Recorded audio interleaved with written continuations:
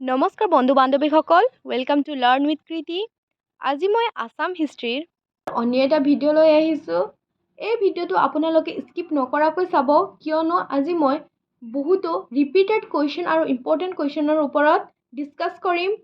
আৰু যোনে মোৰ চেনেলটো ছাবস্ক্ৰাইব কৰি দিয়া নাই, আপোনালোকে এতিয়াই কৰি দিয়ক, কিয়নো মই ইম্পৰ্টেণ্ট টপিক ৱাইজ ভিডিঅ' দিয়াৰ চেষ্টা কৰি গৈ থাকিম।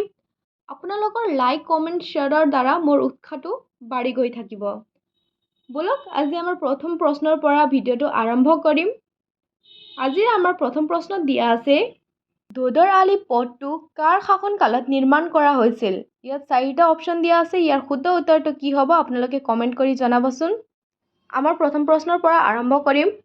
আজি আমাৰ প্ৰথম প্ৰশ্নত দিয়া আছে, আহোম ৰাজ্যৰ অন্তিম ৰাজধানী কি আছিল? ইয়াৰে 4টাৰ ভিতৰত শুদ্ধ উত্তৰটো হ'ব অপশ্যন নম্বৰ বি, যোৰহাট।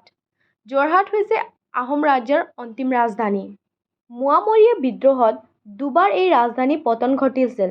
প্ৰথমবাৰ 1769-70 চনত কেইমাহমানৰ বাবে বিদ্ৰোহীসকলে স্বৰ্গদেউ লক্ষ্মীসিংহক বন্দী কৰি ৰাখিছিল।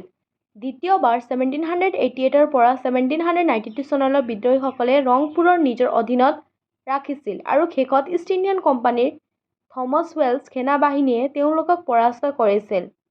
ৰংপুৰ পুনৰ আহোমৰ হাতলৈ আহিলে ৰাজধানী ইয়াৰ পৰা উঠাই নি যোৰহাট পতা হয়। নেক্সট, অসম সাহিত্য সভা কেতিয়া প্ৰতিষ্ঠা কৰা হৈছিল? ইয়াত 4টা অপশ্যন দিয়া আছে, এ, বি, চি, ডি। তাৰে ভিতৰত শুদ্ধ উত্তৰটো হ'ব অপশ্যন নম্বৰ চি, 1917। 1917 চনৰ ডিচেম্বৰত শিৱসাগৰ জিলাত অসম সাহিত্য সভাৰ প্ৰথমখন অধিৱেশন অনুষ্ঠিত হৈছিল আৰু ইয়াৰ সভাপতিত্ব কৰিছিল পদ্মনাথ বৰগোহাঁই। পূৰ্বৰ নাম অসমীয়া ভাষা উন্নতি সাধিনী সভা। ইয়াৰ প্ৰধান কাৰ্যালয় যোৰহাটৰ চন্দ্ৰকান্ত সন্দিকৈ ভৱনত অৱস্থিত। সভাপতি আছিল কুল শইকীয়া। তৃতীয় প্ৰশ্ন চাই লওঁ।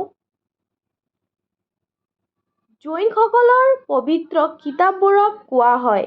ইয়াৰে 4টাৰ ভিতৰত শুদ্ধ উত্তৰটো হ'ব option number B, Angus. Jain ধৰ্মৰ প্ৰৱৰ্তক মহাবীৰে প্ৰাচীন শ্ৰমণ দৰ্শনৰ প্ৰচাৰ কৰে আৰু তাৰ পৰাই জৈন দৰ্শনৰ সৃষ্টি হয়। বলক তৃতীয় প্ৰশ্নত কি আছে চাই লওঁ। আপোনালোকে ভিডিঅ'টো স্কিপ নকৰাকৈ চাব, কিয়নো আমি আজি বহুতো গুৰুত্বপূৰ্ণ বিষয়ৰ ওপৰত আলোচনা কৰিম। এই প্ৰশ্নত দিয়া আছে, কোন চনত অসমৰ ৰাজধানী শ্বিলঙৰ পৰা দিছপুৰলৈ অনা হৈছিল? ইয়াত 4টা অপশ্যন দিয়া আছে। শুদ্ধ উত্তৰটো হ'ব অপশ্যন নম্বৰ ডি, 1973। 1973 মেঘালয় গঠন হোৱাৰ পিছত 1973 চনত অসমৰ ৰাজধানী শ্বিলঙৰ পৰা দিছপুৰলৈ স্থানান্তৰিত কৰা হয়। নেক্সট, অসমৰ জাতীয় সংগীত অ মোৰ আপোনাৰ দেশ প্ৰথমে প্ৰকাশ পোৱা আলোচনীখনৰ নাম হ'ল দ্য ষ্টেট এন্থম অ মোৰ আপোনাৰ দেশ was first published in the magazine named. ইয়াৰে 4টাৰ ভিতৰত শুদ্ধ উত্তৰটো হ'ব অপশ্যন নম্বৰ এ, বাঁহী। ৰসৰাজ লক্ষ্মীনাথ বেজবৰুৱাৰ দ্বাৰা ৰচিত এই সংগীতটিৰ সুৰকাৰ আছিল কমলা প্ৰসাদ আগৰৱালা। 1927 চনত তেজপুৰত অনুষ্ঠিত হোৱা অসমীয়া ছাত্ৰ বৈঠকত অ মোৰ আপোনাৰ দেশ এই শুৱলা গীতটিক অসমৰ জাতীয় সংগীত হিচাপে অভিহিত কৰা হয়। Next, the first Assamese film Joymoti was released in the year. প্ৰথম অসমীয়া বোলছবি জয়মতী মুক্তি লাভ কৰিছিল। ইয়াত 4টা অপশ্যন দিয়া আছে। শুদ্ধ উত্তৰটো হ'ব অপশ্যন নম্বৰ বি, 1935। প্ৰথম অসমীয়া বোলছবি নিৰ্মাতা জ্যোতিপ্ৰসাদ আগৰৱালা আছিল। প্ৰথম অসমীয়া অভিনেত্ৰী আইদেউ সন্দিকৈ আছিল। গদাপাণি চৰিত্ৰত অভিনয় কৰিছিল ফুনু বৰুৱা। ভোলাগুৰি চাহ বাগিচাত জ্যোতিপ্ৰসাদে সজাই লোৱা চিত্ৰবন ষ্টুডিঅ'ত জয়মতী বোলছবিৰ মূল শ্বুটিং কৰা হৈছিল। জয়মতী আছিল ভাৰতৰ চতুৰ্থখন খৱাক ছবি। নেক্সট, মহাত্মা গান্ধী প্ৰথমবাৰ অসমলৈ অহা চনটো হৈছে Mahatma Gandhi first visited Assam in the year. ইয়াত 4টা অপশ্যন দিয়া আছে, শুদ্ধ উত্তৰটো হ'ব ডি 1921। মহাত্মা গান্ধী অসমলৈ 4বাৰ আহিছিল। অসহযোগ আন্দোলনৰ সময়ত চন 1921ৰ আগষ্ট মাহত, 1926 চনৰ ডিচেম্বৰ মাহত, 1934 চনত, 1946 চনত। মহাত্মা গান্ধী অসমত এই 4টা চনত 4বাৰ অসমলৈ আহিছিল। নেক্সট প্ৰশ্ন দিয়া আছে 1228 চনত অসমত ব্ৰিটিছ শাসনৰ বিৰুদ্ধে প্ৰথম বিদ্ৰোহৰ নেতৃত্ব দিছিল।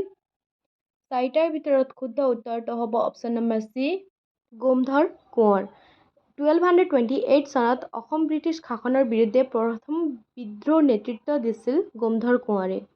তেখেতৰ পিতৃৰ নাম আছিল ভেনা কোঁৱৰ। 1828 চনত গোমধৰ কোঁৱৰৰ নেতৃত্বত সঞ্জয় বৰগোহাঁই আদি কৰি বহুকেইজন আহোম কোঁৱৰে ব্ৰিটিছ শাসনৰ বিৰুদ্ধে বিদ্ৰোহ ঘোষণা কৰিছিল। নেক্সট, মাধৱদেৱৰ জন্ম হৈছিল। মাধৱদেৱ ৱাজ বৰ্ন ইন লখিমপুৰ।